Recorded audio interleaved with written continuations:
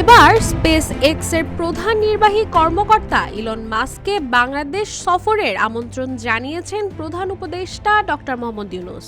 একই সঙ্গে দিয়েছেন ইন্টারনেট সেবা চালুর প্রস্তাবও। ইলন মাস্ককে বাংলাদেশ সফরের জন্য আমন্ত্রণ জানিয়েছেন অন্তর্বর্তীকালীন সরকার প্রধান উপদেষ্টা ডক্টর মোহাম্মদ ইউনূস। প্রস্তাব দিয়েছেন বাংলাদেশ স্টারলিংকের স্যাটেলাইট ইন্টারনেট সেবা চালু করার জন্য।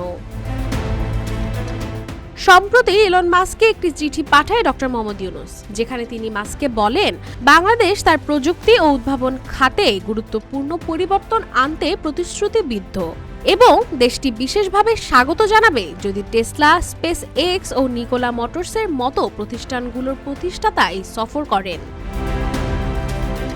উপদেষ্টা আরও বলেন, একটি উন্নত ভবিষ্যতের জন্য আমাদের দৃষ্টিভঙ্গি বাস্তবায়নের জন্য চলুন একসঙ্গে কাজ করি। প্রধান উপদেষ্টার চিঠিতে উল্লেখ করা হয়, বাংলাদেশের অবকাঠামোর সঙ্গে স্টারলিংকের সংযোগ একীভূত করা হলে তা বিপ্লব ঘটবে, বিশেষ করে দেশের উদ্যমী তরুণ সমাজ, গ্রামীণ ও সুবিধাবঞ্চিত নারী এবং প্রত্যন্ত অঞ্চলের জনগোষ্ঠীর জন্য।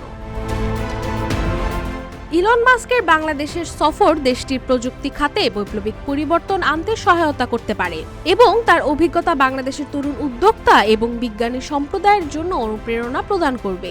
বাংলাদেশি সফরের মাধ্যমে বিশ্বের শীর্ষ প্রযুক্তি খাতের সঙ্গে আরও দৃঢ় সম্পর্ক স্থাপন করতে চায়, যা দেশের অর্থনীতি এবং আন্তর্জাতিক প্রতিযোগিতায় উল্লেখযোগ্য ভূমিকা রাখতে পারে। রাশিকা হোসেন, রূপালী বাংলাদেশ।